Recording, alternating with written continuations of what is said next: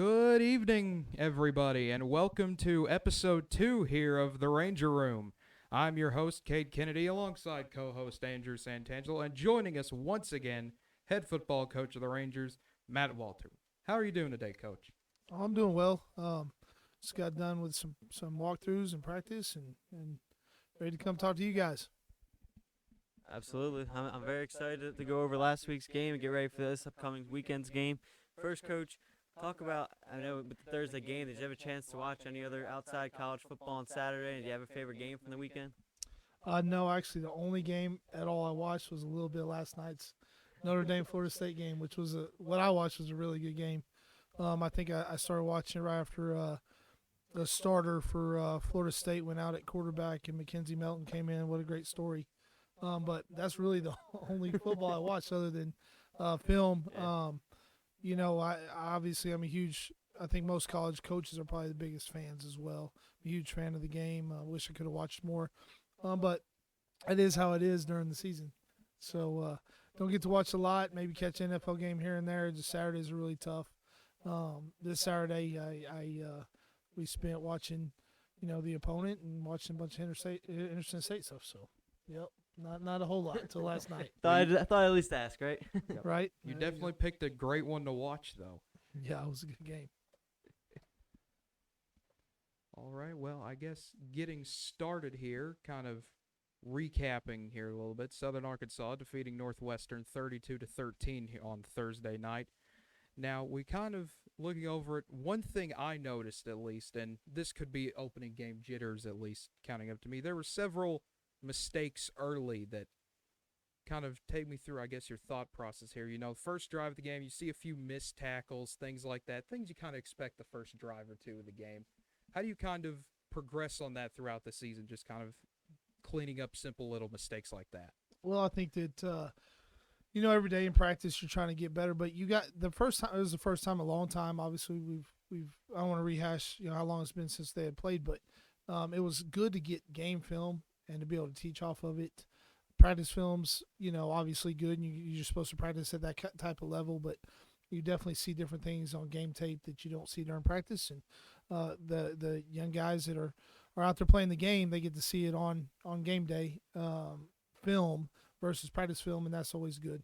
So I think just seeing it, practicing more or on certain things that we saw that we need to work on is going to, help us a lot. So, yeah, first game jitters, some that we had, I think it was 20, I know it was 22 guys that first played in their first college game the other night, which is awesome, bodes well for the future.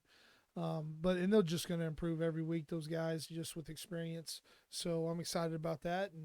And the one thing we got to do, you talked about mistakes early, is we had how many? I mean, you can count at least 4 huge 20-plus yard plays called back, whether it was a holding penalty on one was a crack back, which is illegal now. You can't do that anymore. You guys used to love seeing that block, even though it's in front. It's just blindside block is what they call it now. Can't do that. That was called one back. And, we got to be more disciplined when it comes to some of those things. And we will be, after this, getting a study and obviously getting those corrected, to have some of those scores. We had a score taken off the board too. So, and a big post. We had Taharo taken off the board. So those mistakes, you can call them talking about the first game mistakes, but that's unacceptable, honestly. And it costs us points, and that's where we struggle. We move the ball over the place, in terms of yards, but yards don't win games. So you got to score points. And that kind of leads me into my next question here. You mentioned how the offense produced a lot of yards there, and I know we talked about this in the post-game conference after the game on Thursday. What did you see? And you mentioned how you guys capitalized on sustaining drives but couldn't find the end zone in some drives. So kind of throughout these practices this past week and this upcoming week, what can you guys do different to kind of finish with touchdowns there? Focusing on red zone, red zone offense and the plays we're running in the red zone and making sure everybody's on the same page. Just a few of those mistakes we made and from the quarterback position even. He can't take we're 3rd and 3 from the 3 and he takes a sack and probably would have gone for a 4th and 3. I mean, who knows if we'd have made it or not, but we're going to try to score there instead of do a field goal that we made, but still, it's just those little mistakes and those things that we got to focus on. Like right there, you can't take a sack. You cannot take a sack there. Just throw the ball away. It sounds like I'm probably picking on the quarterback, but that's one thing and he played well. He had some great moments. We all did, but at the same time, not good enough to win, and ultimately that's our goal. So, like correcting those things is the biggest thing, and getting it on film and correcting it, and that's all we've been focused on this week already, is red zone and scoring the football. And that kind of leads me to another thing, was the offensive line. There were 8 sacks given up by the offensive line. Now, I understand there were some injuries and things like that, but that's one of those things that, at least looking at it, was just, how do you fix that kind of offensive line issue? I understand you've got some injuries and things there. How do you get those guys up to speed immediately? Well, I mean, that stat is very deceiving. You have a quarterback that extends the plays like he does so much and so long, and he's running outside the pocket and all that. Those bode for great plays, big plays, scramble plays like the scramble play he had to Gavin that Gavin scored on that got called back. That like I said, that's a little misleading. There's probably 3 sacks that were protection based, and then 2 that were just getting beat, and then the rest of them were more or less plays trying to be extended, and Tanner trying to make a great play, make something out of nothing. The coverage, some of those would be called, you hear this on TV all the time, a coverage sack, where the O-line's holding their blocks for, long amount of time. The thing we got to shore up, isn't really, I thought the pass protection wasn't bad at all. Again, it may sound like excuses, but when you're analyzing a film, you're looking at, okay, why did this happen? And a lot of the reason was either they covered it up, or Terrence trying to make a great play. And there's nothing wrong with that, except when it's like, like I said, in the red zone and you're trying to score, so you can't give up a sack, or you can't take one anyway. And then, but we got to run the ball better. That's one thing that will help us. And some of that's on me, as the coach, and what we're calling and how we're calling it. Some of it definitely is on the players, and we got to, compete longer and harder during times when we're trying to run the ball. So, that's probably a long answer to that, but that's, the reasoning behind it and what we got to fix. And last question I got kind of on the offense here. Talk about what it's like to have 3 guys. 2 of them finished above 100 yards receiving, and then 1 at 93. Talk about what it's like to have that many weapons on the offensive end there for Tanner to throw to and stuff throughout the game. Yeah, I mean, it's intoxicating almost, because you get enamored with throwing them the ball and trying to get them the ball because they make so many plays. But again, to open it up, we got to run the ball better. And yeah, it's great for him to have weapons, guys that he trusts, that he can throw the ball to. What's crazy about it is Isaiah Haro probably would have had that much or pretty close to that, if he didn't have those two called back. Had 2 long balls called back. So it's it's great to have that group of receivers, and to have that speed and playmaking ability obviously helps out an offense and a quarterback a lot, especially when you're throwing the ball like we are. Then kind of switching from offense to kind of generally, next opponent being Henderson State. What exactly do we know about them? It's been 2 years. What do we know about them still? They throw the ball a lot offensively, and they got a great receiver, all-American receiver in Elliott Curry. That's a game changer. I think he caught 7 balls the other day, I believe. The quarterback's pretty efficient. He's a good player. He's been around the system, knows their system. That's what they're going to bring to the fold. Is they're going to throw the ball, and defensively they're going to run a 3-3, cover 3 look, and try to bring pressures from different angles and different looks, and play games up front. So we got to be real sound in our protections because of their blitz packages. Yeah, and kind of on the defensive end, you had James Ellis finished with 11 tackles and Bryce Mack finished with 9. What did you kind of see from those 2, and what can they bring to kind of stopping that passing defense and even the rushing this upcoming week? Yeah, I mean, we're defensively, we're a fly around the ball. We got to create turnovers. They're gonna throw it up some. We got to take advantage of it. We got to catch them when they hit our hands. and make tackles. I mean, you got to tackle. We can't allow the guys to break tackles, and other than that, you do those things. You do your job. Do your job, not try to do your buddy's job next to you, so it creates holes.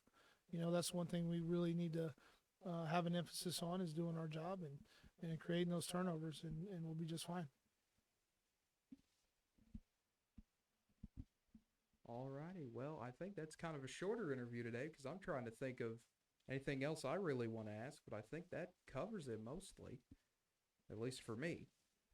Oh yeah, I think again I'm looking forward to this upcoming weekend here. Traveling over to Henderson State this weekend, looking to get that first win of the season. Yep, I'm excited to go down there to Arkadelphia. Coach Maxfield's program, they've had, they're one of the 3 teams that have won the league since 2010. So I'm pretty excited to face them again. And it's a place we've had success before, looking to repeat that success and enjoy our trip home.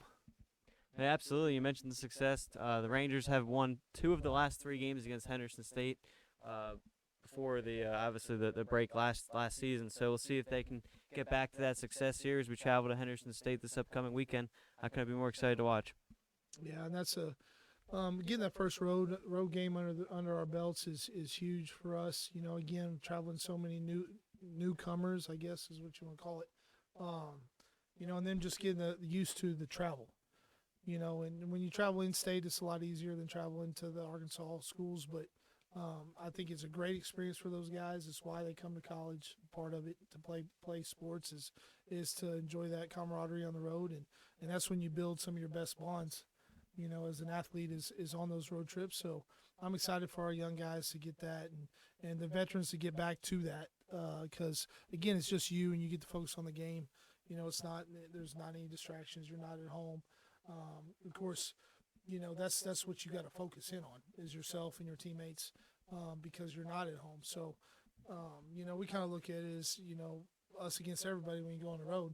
That's kind of how you got to look at it. So, I'm looking forward to it. I'm looking forward to getting on the road and having a road game. Most coaches don't ever say that, but I think it's a necessary evil if you want to get to where you want to be, that you get the experience on the road. And we got, like I said, we got those guys that have never done it before that need that experience, and they need to focus in on that experience. So, it's the first of only 5. We only got 5, so it's a loaded home schedule for us.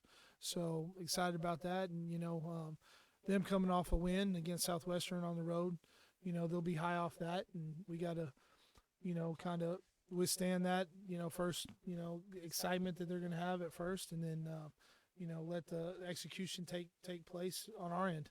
I guess a question going off that, you mentioned all the new guys, and it's going to be their first time traveling and them getting the experience. So is that kind of, obviously they got to learn to themselves there, but is there anything like veterans can do to help that, coaches to do? Is there anything kind of towards that, you guys as the coaches and the veterans, to kind of help them with that? Or is that kind of just a mentality where you need to get the experience, you need to kind of learn the ropes and things about traveling? Well, I think it all starts, it starts from the itinerary to making sure that their schedule is lined out for them and they know what to expect. Because if you give them surprises, that's when, fuses get blown, so to speak. So they need, the structure of it. They need to have the expectation and know what to expect. We try to put a veteran with the younger guy when it comes to being on the road, as far as the hotel rooms, and then on the buses, making sure that they're kind of who's around them, the younger guys who's around them are veterans. That always helps, just because if they have any questions, they can ask somebody that's been on the road before, that hadn't been on the road before. So I think that helps, and then when it comes to just the game atmosphere, it's just they got to remember it's the game they've been playing forever, the game that got them to this point in their college careers, and the game doesn't change just because you're on the road. The game's the same, So it's kind of crazy, but there's almost a more calmness that comes over you when you play on the road in terms of as a player, because the expectations when you're at home are so high, and you want to perform so well that sometimes you have some anxiety. I'm talking about young guys. The veterans usually, they want to play at home all the time. Just the younger guys, I think they have, there's a little bit more calmness because there's not the people that they know watching them, and they don't have that anxiety level. But regardless, you're a performer and you're a competitor. You're trying to go out and win the game. But again, at the end of the day, as long as they keep in mind this is the game that they played, like I said, forever, and got them to this point, and not make it too big just because it's on the road. Thank you. Yeah, appreciate you taking your time out of your schedule this week again to join us here on this show, and good luck this Saturday. Thank you, guys. Appreciate you. Yep, enjoy the trip to Arkadelphia. Yep. All righty. Well, when we come back, Andrew and I will break down this absolutely wild first weekend of college football. We had upsets galore. We had close games. So many just wild things as we always seem to have. Top 5 matchups. Such a great time. We will be back in a few minutes, everybody.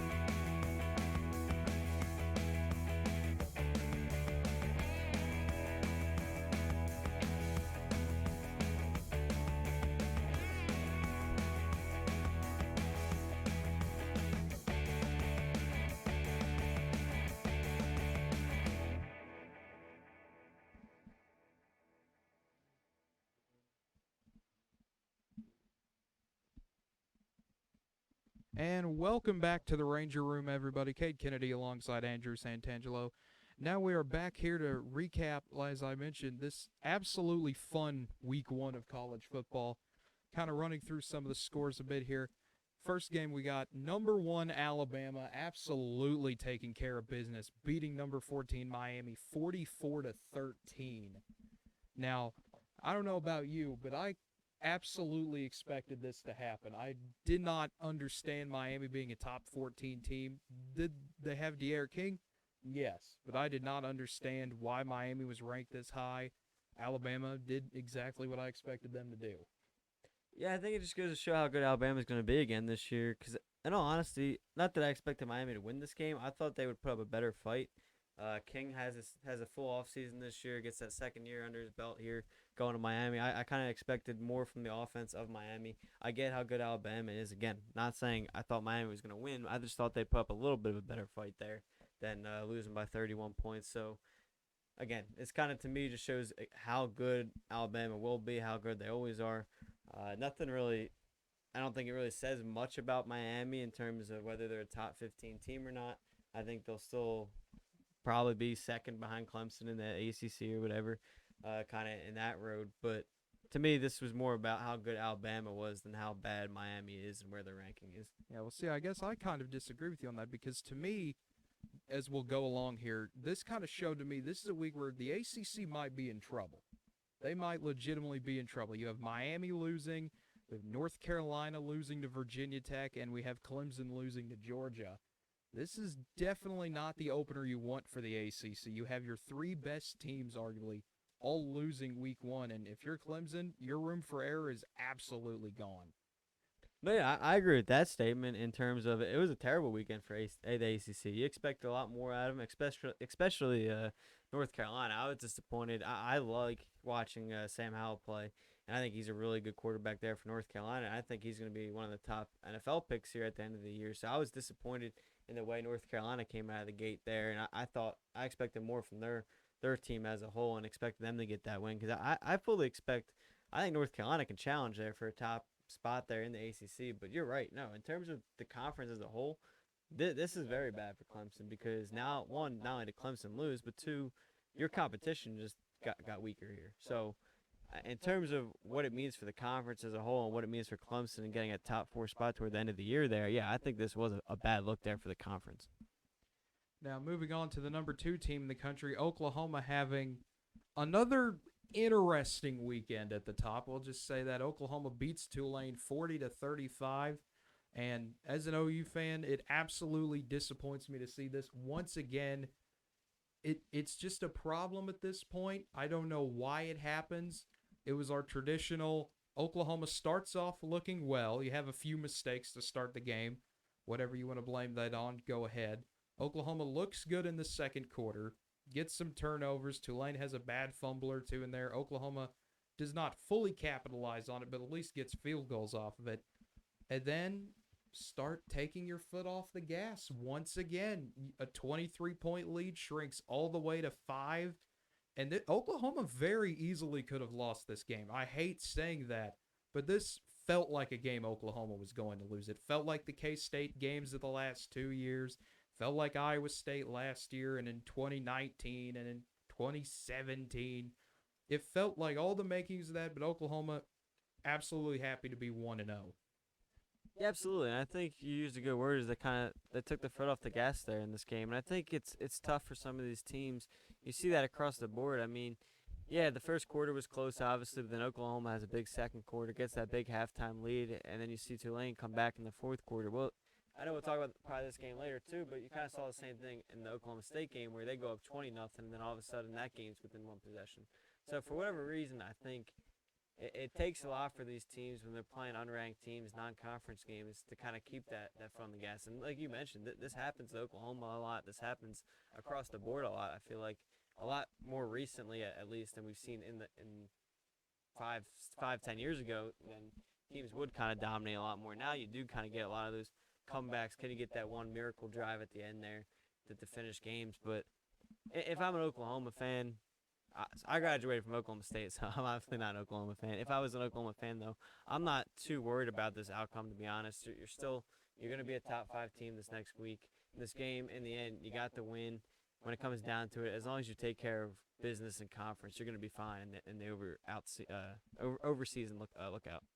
Well, don't tell Oklahoma Twitter that, because anytime we're playing an opponent we think we can beat, and it's a one-possession game in the fourth quarter, it's time to fire everyone. So. Well, that's the way it is with any franchise, any fan base. I mean, being from following Twitter and stuff and seeing that, you get that all over the place. But, I mean, if you look at, Rattler and stuff, he finishes the game with 2 interceptions. You don't want to see that, obviously. But, I mean, correct me if I'm wrong, but I'm pretty sure last year he kind of did the same thing last year. He started off with a good amount of turnovers, and then by the end of the year, he was back in the Heisman conversation. So, again, I think it's kind of just – it's the way some teams are. I mean, again – especially these state teams in Oklahoma and Oklahoma State, it seems like we get that a lot in these close games for the non-conference games. And, I mean, for whatever reason, there's no explanation for it. But there really isn't. I mean, Oklahoma, I've been to these games before. Utah State in 2010, I believe it comes to mind, where it's 31-24 late in the game, and it just feels like, how have we not put this team away? UAB in 2006, TCU in 2005, where the OU ends up losing that game. I do not know why it happens, but Oklahoma just always seems to have one game like this every year, and I'm just glad, thankfully, this time OU's able to come away with a win. Hey, with that question, at least that one game is the first game of the year, right? Yeah.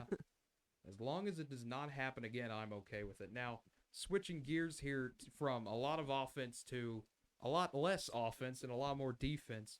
Number 5, Georgia taking down number 3, Clemson 10-3. Very fun defensive battle. Georgia's defense looked absolutely outstanding. No, without question. I think that's my biggest takeaway here is how good Georgia's defense looked in this game.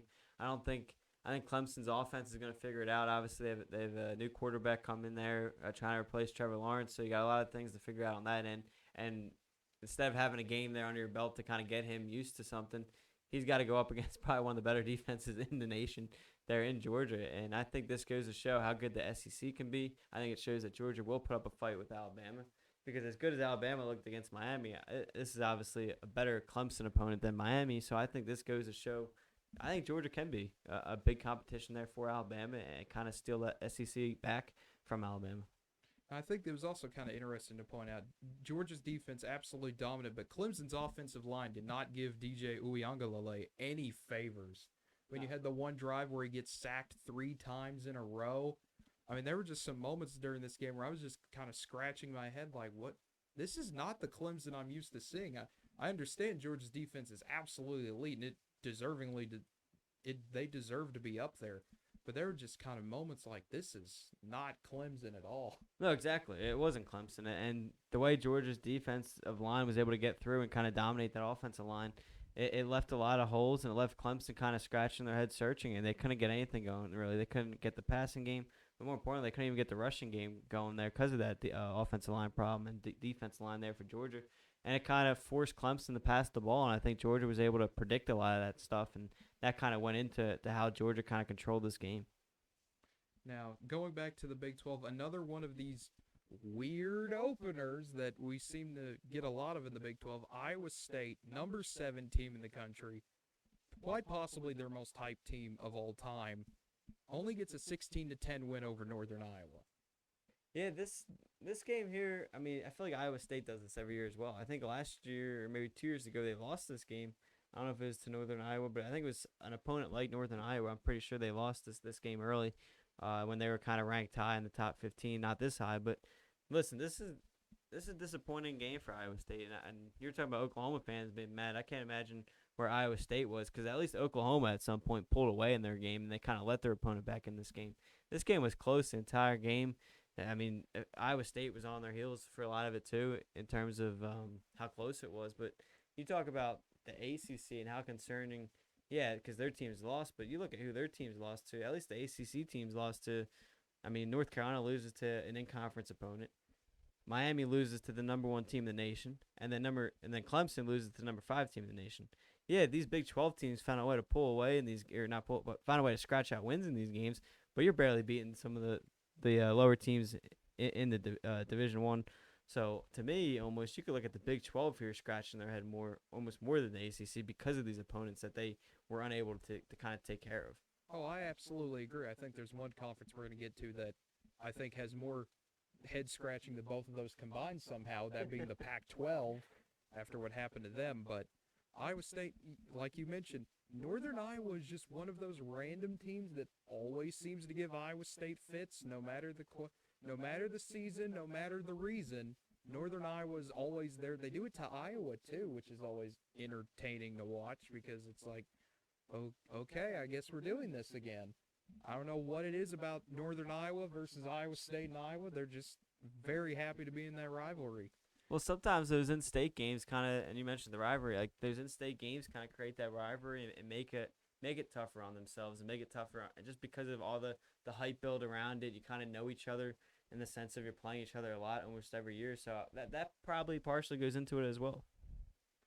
Now, jumping finally to the Pac-12 that I wanted to get onto here, UCLA upsets number 16 LSU 38-27. I personally did not see this coming. I thought LSU had enough in the tank to beat UCLA, but as we saw, we get to the third quarter, we get later on in the game, and I mean UCLA just looked absolutely good at the end of this game. Yeah, absolutely. And this game was kind of funny to me because I was out of town last weekend when week 0 happened, and it was UCLA against Hawaii. And the next day, that Sunday morning, I'm watching SportsCenter, and the whole time what I'm hearing is like, what a win by UCLA, or whatever. And in my head, I'm thinking, well, I mean, it's like wait till next week when they got LSU, just because you don't know what you're gonna get out of that Hawaii team or whatever.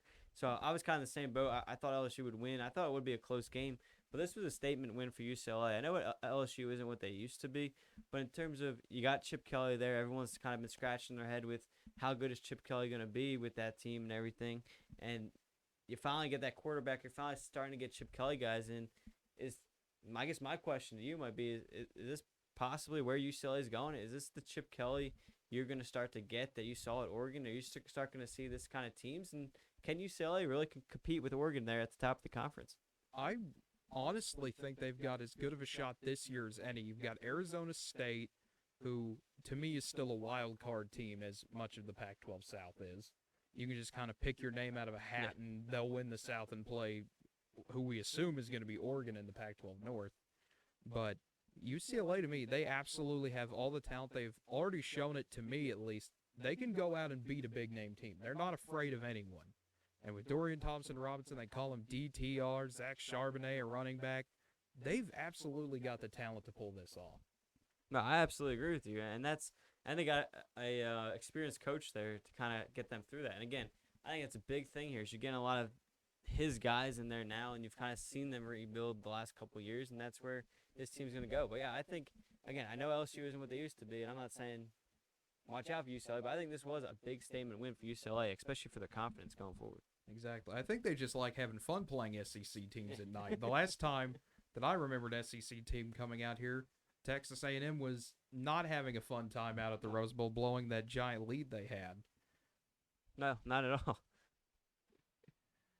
Moving on to our next game here, number 17 Indiana, number 18 Iowa. This one surprised me a bit that Iowa just flat out dominated. 34-6, the Hawkeyes beat the Hoosiers. I was not expecting this. This is another one that surprised me. I expected Indiana to put up a bit more of a fight, but the Iowa defense just absolutely showed up to play. Absolutely, and that's what I mean. If you think of the Big Ten, I know when I think of the Big Ten, you think a lot about defense, and here Iowa's defense was the better team or the better overall defense here. Like you said, I expected it to be a close game. I could see I wasn't too shocked Iowa won the game, but the 34-6 margins where I get it. And I think Indiana just made too many mistakes on offense. I know Iowa had the pick six at one point in the game. I forget where it was in the exact moment of the game and stuff. And I think Indiana kind of fell behind early, and they just kind of were not able to catch up. I mean, when they saw the score and they went down ery, it was almost like Iowa got in their heads. It was just too much for them. Yeah, you're thinking of Riley Moss, who actually had 2 pick sixes in the game. I have two. I didn't even know that he had one in the first quarter, 12:45 to go. We're talking first possession of the game for Indiana. They throw a 30-yard pick six to Riley Moss. And then 21-3, second quarter, Indiana's trying to get something going. They're at midfield. It's almost halftime. And Riley Moss gets himself a second pick six to make it 28-3.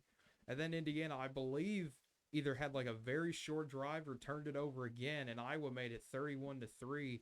And at that point, you just didn't have to think about it if you're Iowa.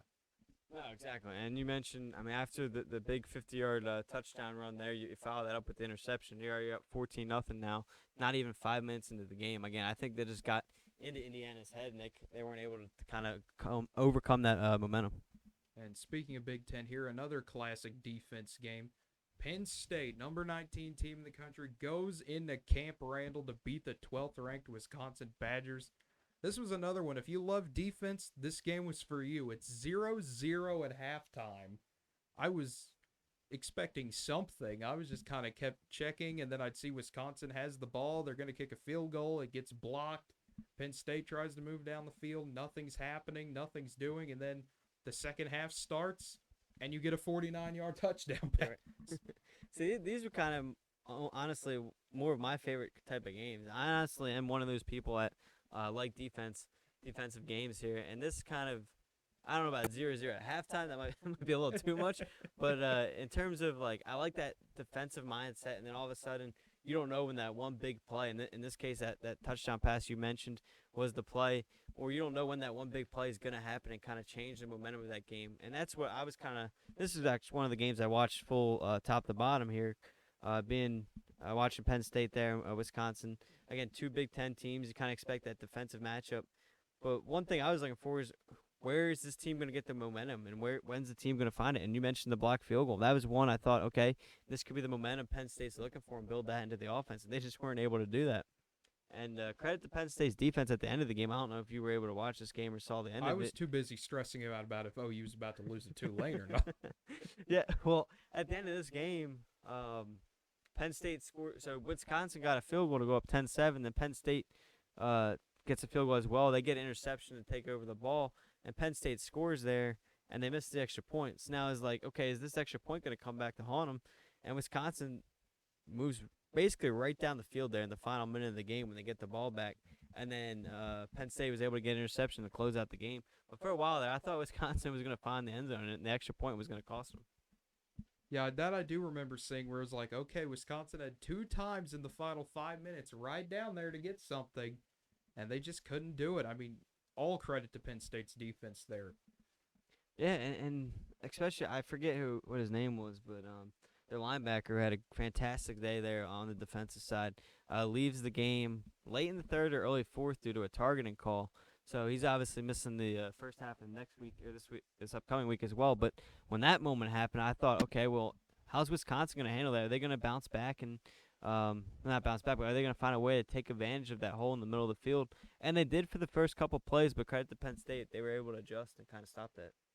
Now, the next game we're going to take a nice jump here is last night's game, actually. Number 9 Notre Dame comes to Tallahassee, ready to try to get a nice win to start the year, and Florida State would not have it. We had to go to overtime for this one.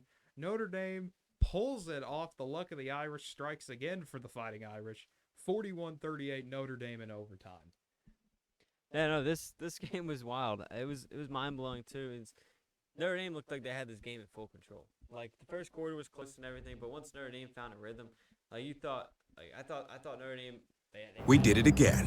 Verizon has been named America's most reliable network by RootMetrics, and our customers rated us #1 for. And I thought, right there, this is in Notre Dame's hand. This is why they're ranked where they are in the top 10, going against that Florida State team that is still trying to find a rhythm there. Since it seems like since Jameis Winston left, honestly, that they've been trying to find that rhythm once again. And all of a sudden, they come back and they tie this game. I was shocked to see this game go to overtime. Now, this was a game to me, I've never seen this before. Florida State had a lead, 14-7.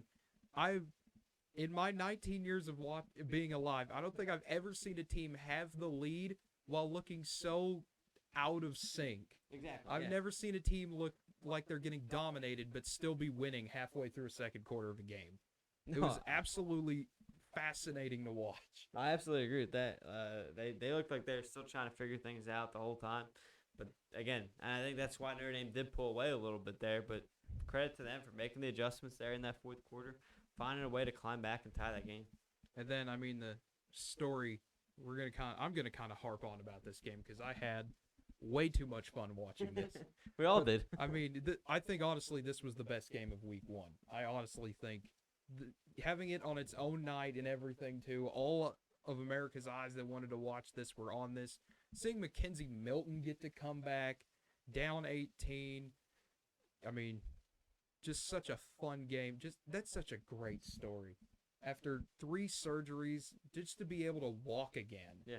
To come back, lead this team, have a giant rally, and then trying to honor Bobby Bowden. I can't think of a more fitting way to honor Bobby Bowden than to miss a field goal at the end of the game. Is a callback to so many wide lefts and wide rights over the years. No. I mean that in the nicest way possible. No, yeah, you're right. The story of that whole thing of him battling back from all those injuries and the surgeries is incredible. And for him to be able to do this and it's just an outstanding story for him, the team, the program, but more importantly him and what it means as him as a person and what kind of fighter he is.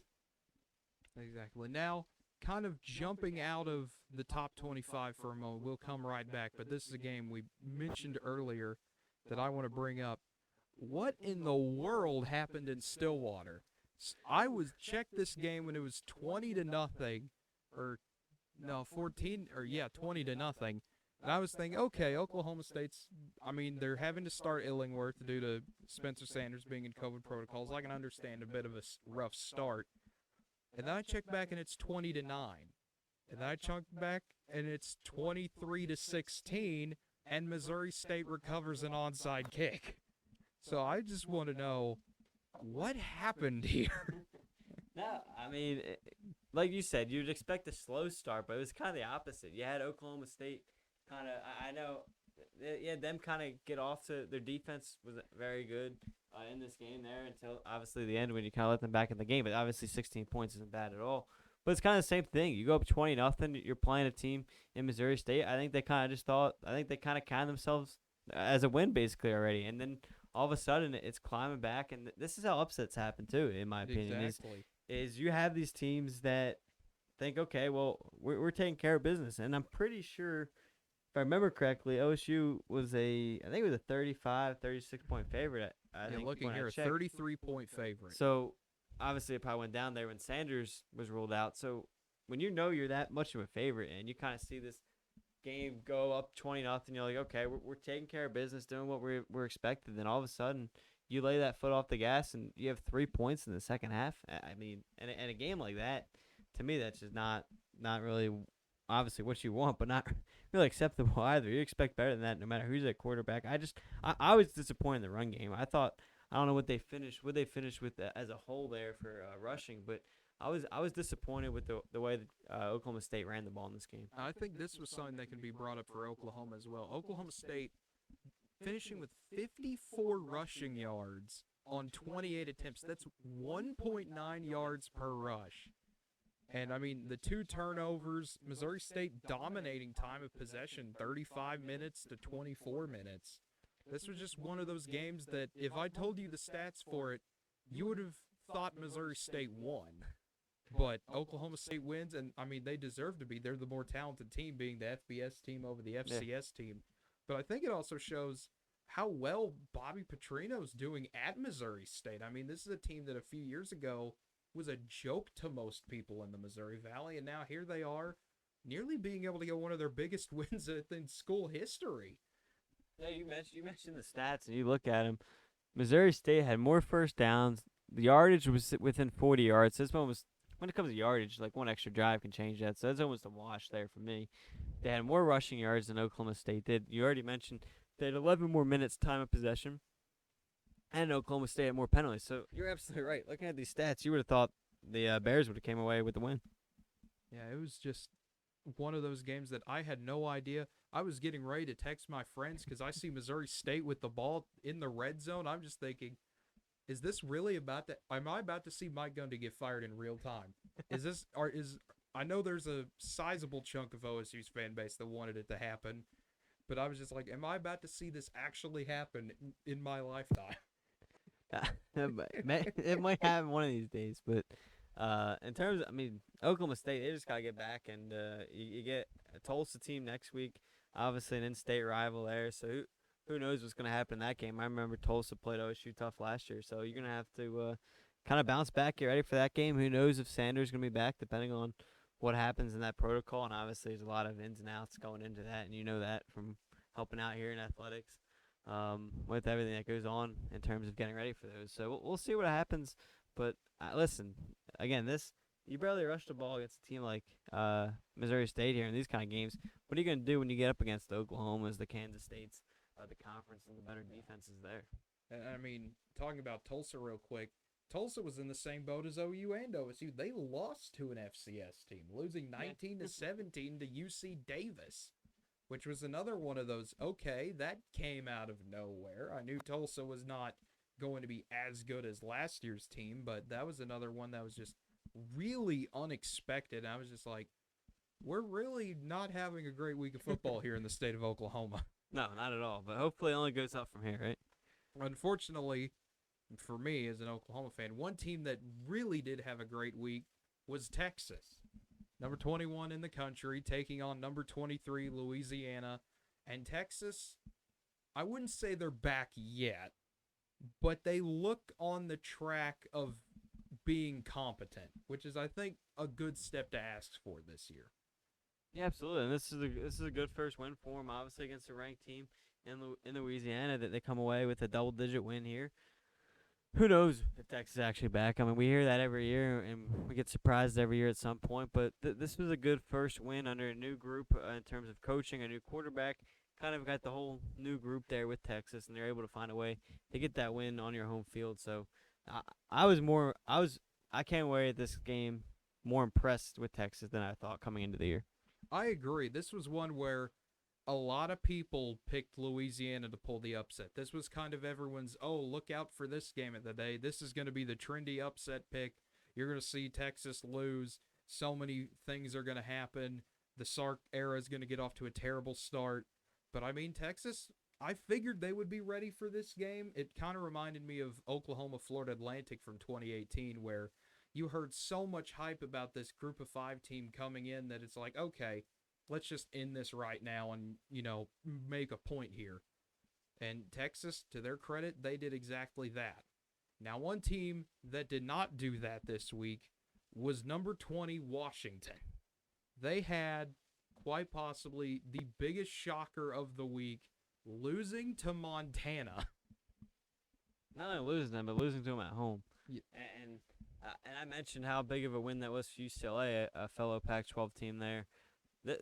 How good of a win that was for UCLA is how bad of a loss this was for Washington. And like you mentioned earlier in the show, how bad of a weekend it was for the Pac-12, and this is why. I mean, you lose this kind of a game where a conference that's already been struggling to kind of have as high of a outlook as the SECs of the world, the ACC and the Big Ten, and you look at it as this is kind of why. Like, when you have this kind of game happen here, and now you have a team like UCLA that's trying to come on the uprise there and kind of get in that conversation.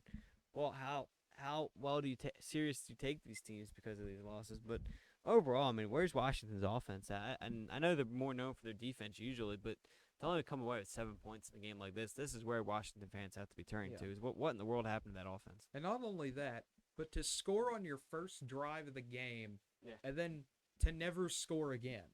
Just what happened here? Like I said, this kind of reminds me of some of the other Big 12 games and even Pac-12 games that I saw this week. Just what is actually happening here? I'm just lost for words. Another one that most people did not see because this got over at 1:30 in the morning Central Time was Utah State came back to beat Washington State. This is a game that most people did not see, mainly due to being on the Pac-12 network. And like I said, at 1:30 in the morning, you're not going to be up for Pac-12 after dark, but it's something I kind of want to mention. Utah State here, they score, 15 points in the final 5 minutes. Just classic Pac-12 after dark. Utah State comes right out of nowhere, and just what is happening in the Pac-12 North? Just both Washington schools look bad. Oregon State loses to Purdue. Oregon nearly gets beat by Fresno State, and you lose Thibodeau for who knows how long, your best defensive player. Stanford gets beat by K-State. Cal loses to Nevada.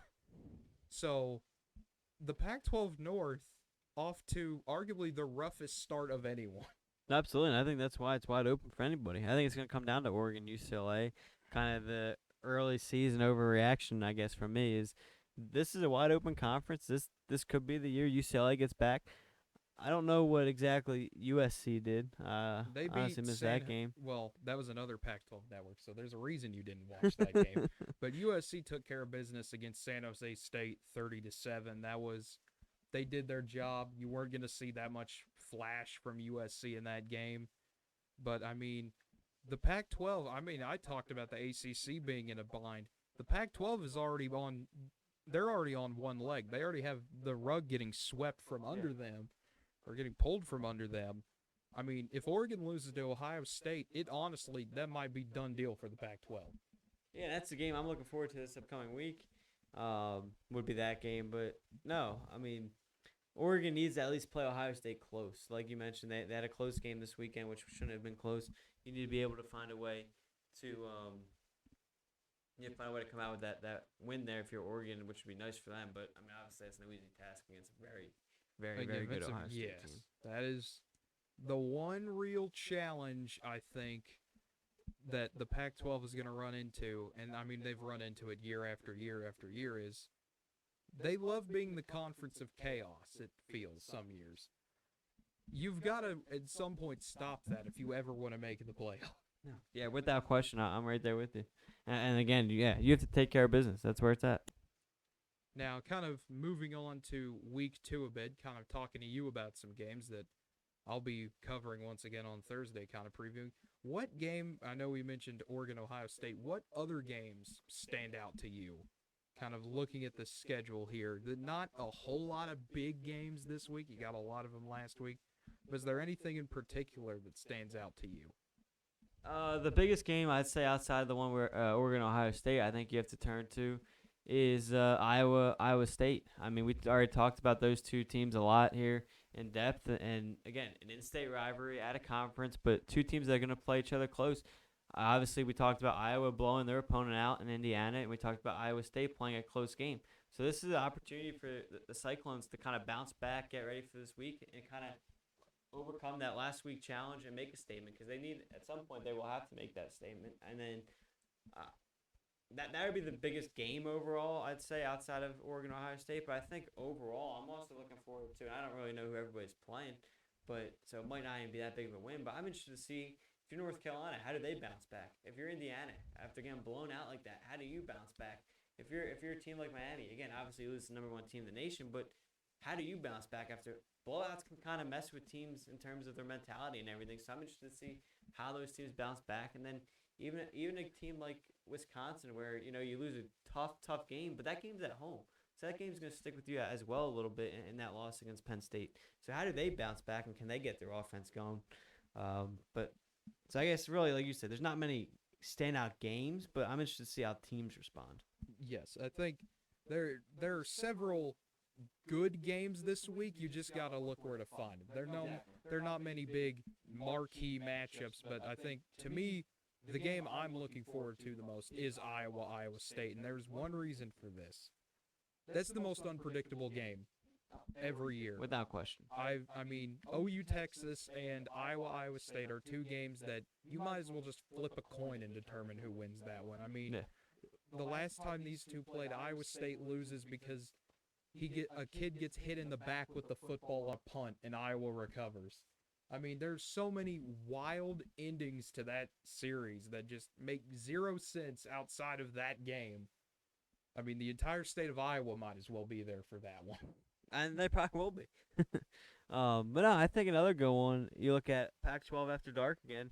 You go to 9:30 Central, USC Stanford. We already talked about that.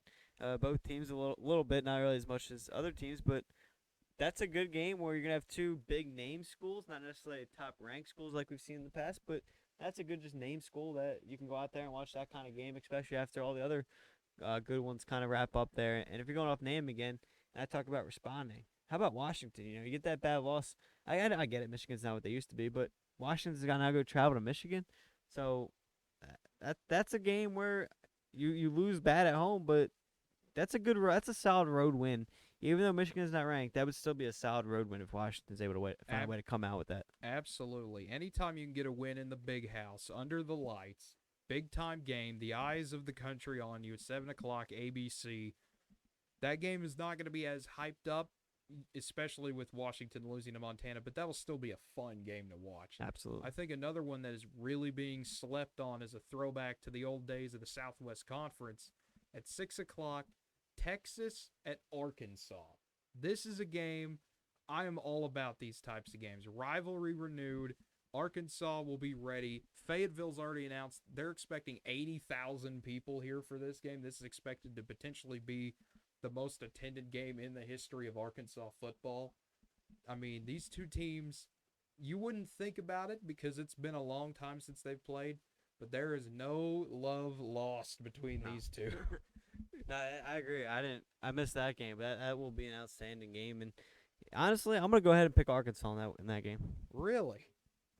We already talked about Texas having the new coming coach, new coming quarterback. I would not be surprised to see Arkansas find a way to win that game. I would not be surprised either. I think you'll see some chaos in that game. Another game I fully expect it. 9:15, Utah and BYU. That will be another one of those fun rivalry games. And, I mean, that's another one that you never know what's going to happen there. I mean, anytime you get the Holy War happening, Absolutely, it's going to be a fun one. Hey, another good week of college football ahead. I mean, I know we'll both be watching and following it, but Yeah. I'm excited. I'm excited for another week. I'm happy for it all to be back. I mean, this is a great time of year. It really is, especially just having D2 football back as well, having Northwestern back, having the big name teams back, having the storylines back. There's just, to me at least, it's so much more than a game. I mean, it really is a story. It really is, as I always say, it's a soap opera for guys, really. It really is. There's so many moving parts and so many mini storylines Yeah. and so many little things and details you notice throughout a game that once you watch it enough, you know almost all the storylines. Like, I can pick out a game here. Florida and South Florida at noon on ABC. Most people would not care about that game, but once you get invested in college football enough, you're going to be looking for silly little storylines in that you wouldn't even think about Yeah, no, on a absolutely. normal day. That most people will be having fun watching Oregon, Ohio State, and maybe flip on once in a while. But, how's Florida's quarterback battle going to look? What does South Florida have? Big game for them. Silly little things like that just make this sport so much fun.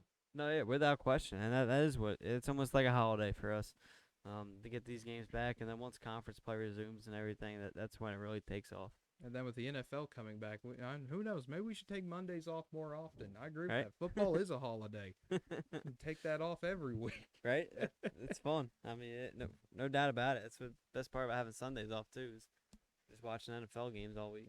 And then another game that, just kind of looking at the schedule here, Pittsburgh and Tennessee at 11 a.m. I think that will be a fun one.